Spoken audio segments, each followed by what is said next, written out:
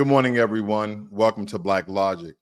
In today's deep dive, we're exposed the chaos and cracks reshaping our world, from India launching daily attacks on Pakistan over Kashmir to oil prices collapsing to four-year lows, hitting the U.S. economy hard. I know here in Texas, gas is already under $3 a gallon when it comes to regular gas. Meanwhile, Biden's Real ID enforcement is causing airport panic. Now, we have to understand about the Real ID by the way of Pam Bondi, that the Real ID legislation was actually signed back in 2005, and now today is imposed that all U.S. citizens, if you're thinking about traveling domestically, internationally, of course, you need a passport if you travel internationally, but domestically, you're going to need a Real ID. Now, Pete Hegseth is cutting top military brass like never before, and Trump's trade war with Canada takes a bizarre turn. We'll also explore China's return to the trade table, the haunting legacy of Alcatraz, and New Hampshire's groundbreaking cryptocurrency reserve. A lot of the topics we're going to give you updates as well as new fresh stories. This isn't surface level coverage. It's raw, it's sharp, and told from the middle right independent lens that cuts through the noise. Even though that is perspective, I have no affiliation with any of the political parties. I just want to give you guys the truth as I see it. Now, in a response to a recent massacre of Indian tourists in Kashmir, India has launched Operation Sindoor, targeting 9 sites in Pakistan and Pakistan-administered Kashmir. The strikes resulted in at least 26 deaths. Pakistan's condemned the attack as an act of war and vowed retaliation, claiming to have downed several Indian fighter jets. And they had pictures all over the place of them downing a lot of the fighter jets there.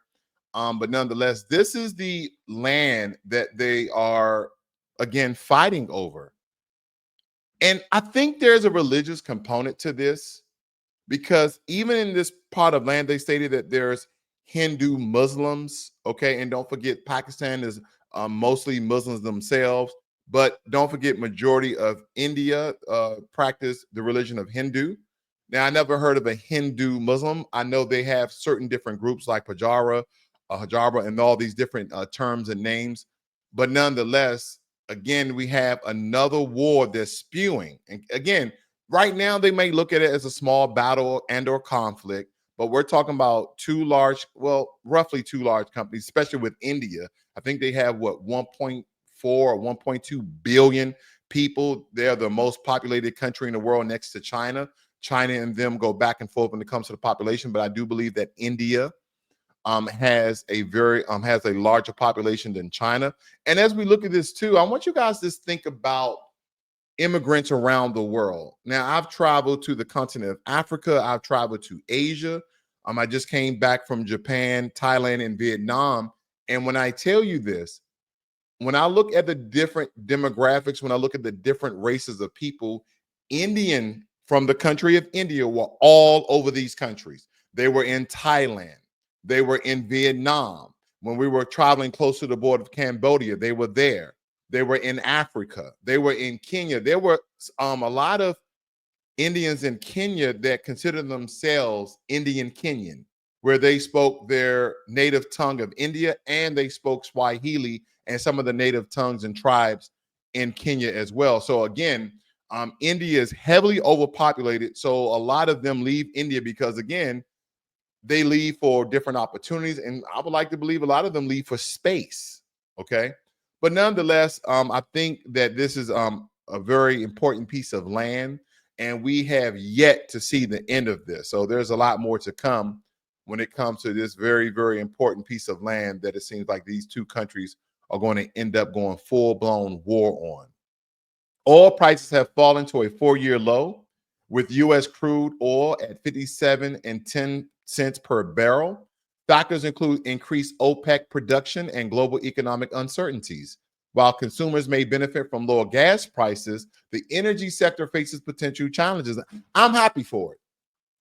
Anytime we're going to save Americans at the pump, and don't get me wrong, all of these luxury vehicles that we have, they have leather, they drive themselves, they have massaging,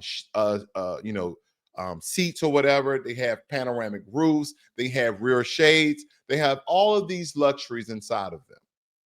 But nonetheless, in order for performance and put that premium price tags on it, some of these vehicles only accept premium gas. Re-engineer, engineer, create, innovate, invent engines, and we're still dealing with fossil fuels or fuels altogether, that can take regular gas and still drive great. Or how about this?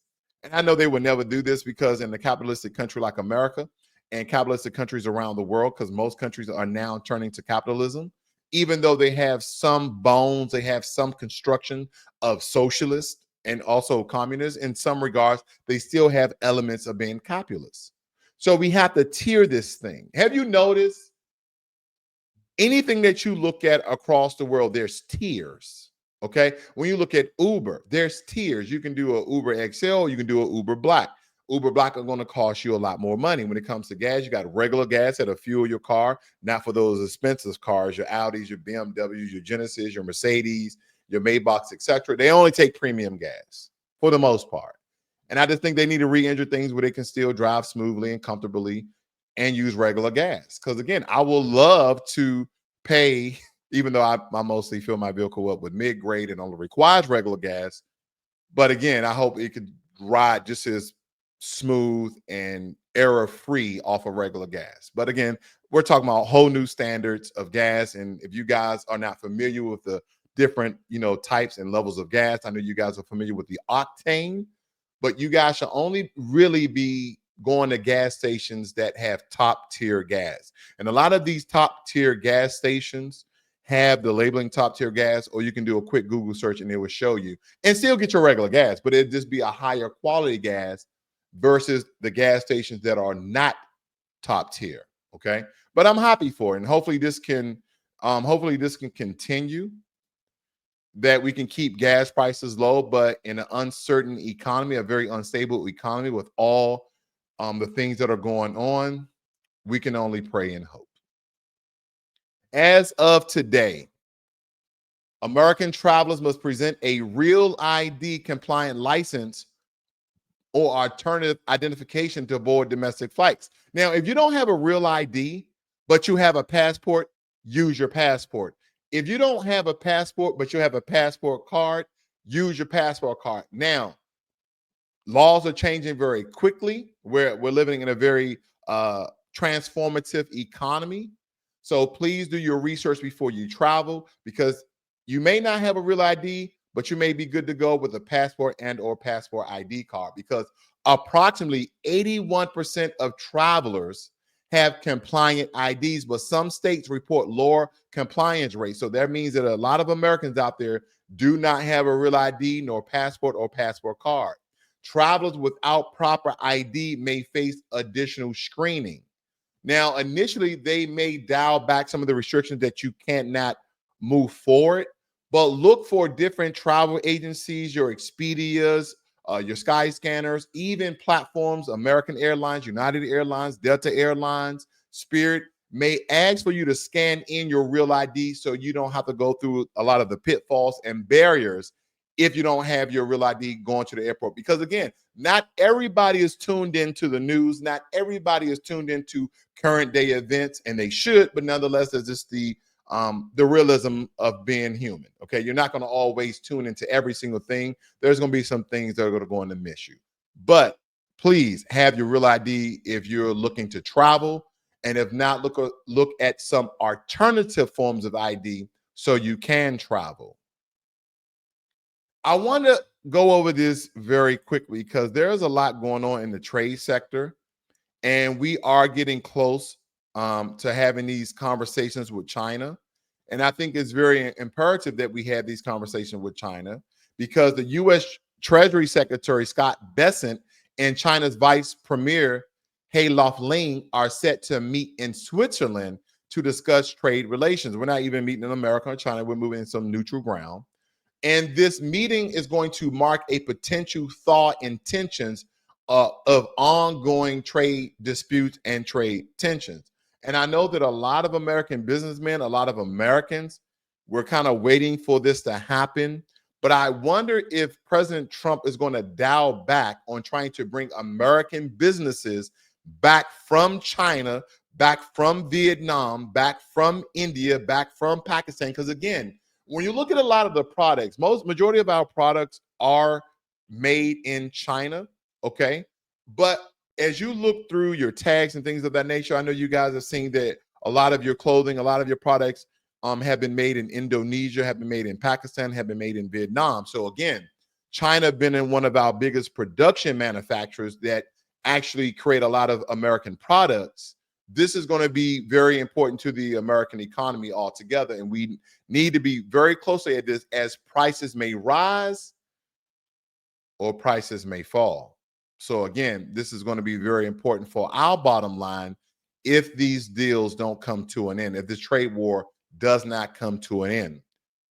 Defense Secretary Pete Hegseth has ordered a 20% reduction in four-star generals and admirals, aiming to streamline military leadership. This move follows earlier purges of top military officials. And I'm just hoping that this somewhat of a purge will help the military keep abreast of all of the strategic warfare that we have around the world. And hopefully it doesn't hurt America in any form or fashion. And as it states here that the Pentagon has been mirrored in chaos in recent months, Pete Hegseth, the Secretary of Defense, stands accused of mishandling classified information, which he has never really owned up to. Can I speak about this? When the Trump administration came into office, I thought there would be a lot more transparency and a lot less deflection of when people make mistakes and when people are in the environment of wrongdoing. Now, Pete Hegseth is ultimately responsible for the mishandling of that classified information, sending that very sensitive information out on text to a reporter. And thank God it was a reporter that, again, didn't spread that to foreign powers, because it could have been catastrophic for our American military members.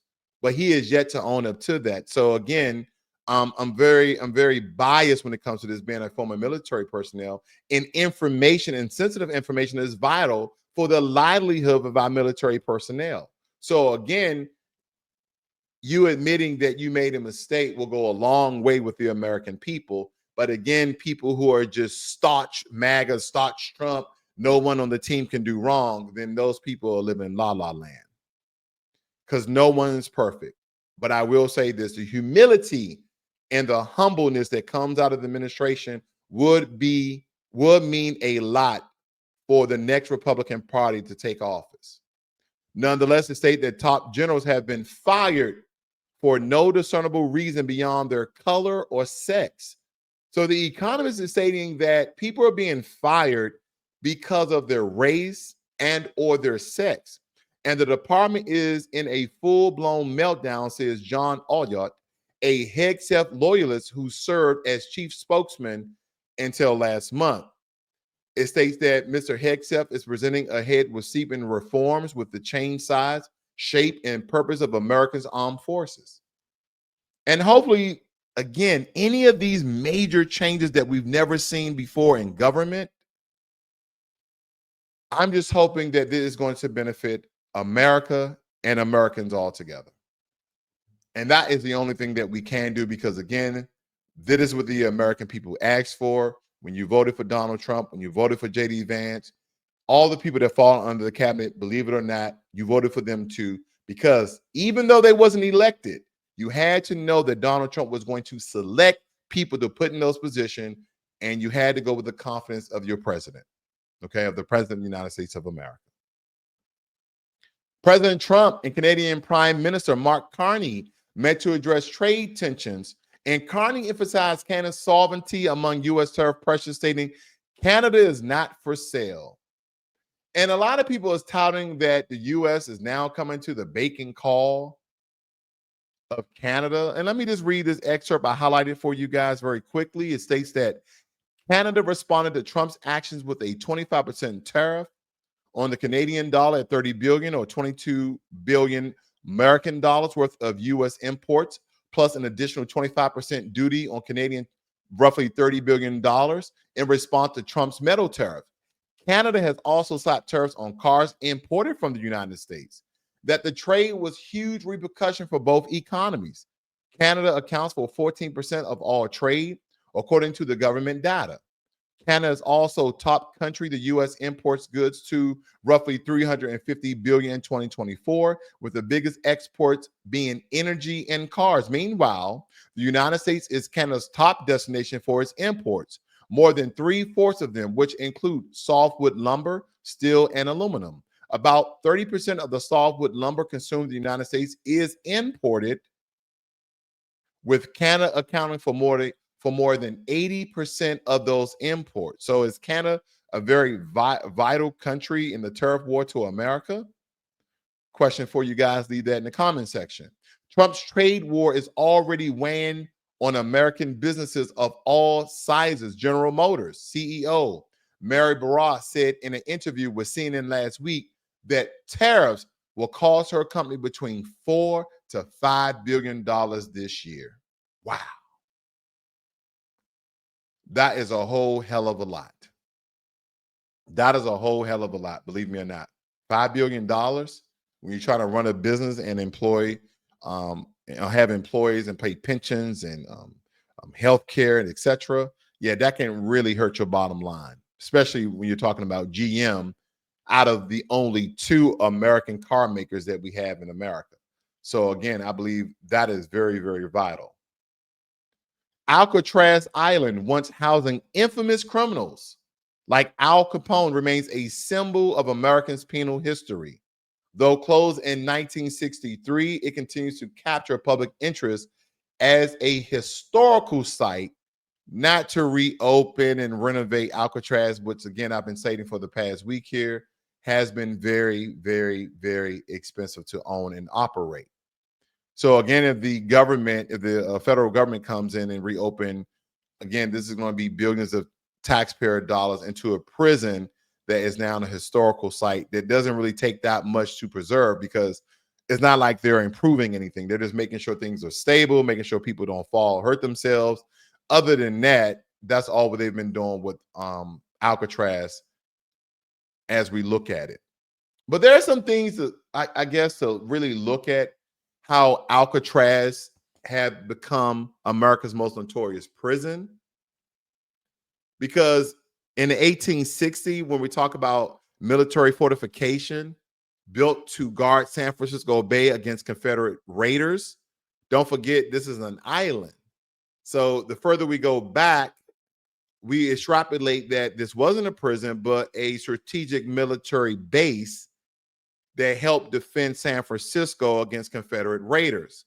Now, between 1907 to 1933, it became a military prison. It was transformed into Pacific Branch U.S. military prison that housed soldiers guilty of insubordination, desertion, and other things that I couldn't really find for you guys, just to be transparent. Also, between 1934 to 1963, a federal penitentiary, also known as the Rock, recast itself as a place for Americans' worst, like Al Capone, Machine Gun Kelly, Robert Stroud, the Birdman of Alcatraz. And they had absolute isolation, cells so bare they called them dungeons. That's how bad Alcatraz was. Now, there have been some escape myths. They stated that 14 escape attempts by 36 men. Officially, the official story says none ever made it, but the mystery of Frank Morris and the Anglin brothers still give us chills, stating that they, if anyone, have possibly escaped Alcatraz. I don't know how far they swim to the mainland, but boy, they stated that the waters were rough and they probably didn't survive. 1963 is when they closed Alcatraz. Now, astronomically upkeep costs of the decaying infrastructure plus human rights concerns contributed all to the shutdown. These are all the factors that contributed to the shutdown. Prisoners shipped to other facilities, lighthouse and guard towers darkened. This is how they closed it. And from 1969 to 1971, it was occupied by Native American activists, cementing its statue as a symbol of resistance. And today, Alcatraz is known as a national park, ghost tours, and Hollywood star films like The Rock was actually filmed there. So again, is it worth America reopening Alcatraz and all the money that it has cost us? Just food for thought for you guys. Just food for thought altogether. New Hampshire has become the first U.S. state to allow its government to invest in cryptocurrencies, including Bitcoin. And this is by following the signing of a new bill by the governor, Kelly Young. I wonder if this is going to be profitable for the residents of New Hampshire. I wonder if it's going to be profitable for the government itself. Now, I want to give you the knockout breakdown that I'm pretty sure you're reeling with. But I need to know which law you're referring to. New Hampshire's legislation trouts out dozens of bills each session on taxes, education, opioid response, business sentence, and more. Could you guys clarify which specific law that will help us to analyze the cryptocurrency and how this is going to benefit a lot of those residents there in New Hampshire? I'm just reeling with this because it states here, okay, in a May 6th notice announced by the governor on social media that the New Hampshire would be permitted to invest in cryptocurrency and precious metals through a bill passed in the state Senate and House of Representatives. House Bill 302, introduced in New Hampshire in January, will allow the state treasurer to use funds to invest in cryptocurrencies with a market capitalization of more than $500 billion, eliminating many tokens and meme coins. The Live Free or Die state is leading the way in forgiving the future of commerce and digital assets, says New Hampshire Republican in a May 6th post. Here's the legislation being signed. Here's my question. Where do governments get their money from? They get their money, okay, they get their money from citizens. And I'm just curious about how they're going to go about this. And I just have a question for you guys all together. That's what I have for you guys this morning. Thank you for joining me. You guys have a great and wonderful day. This is Blacklogic.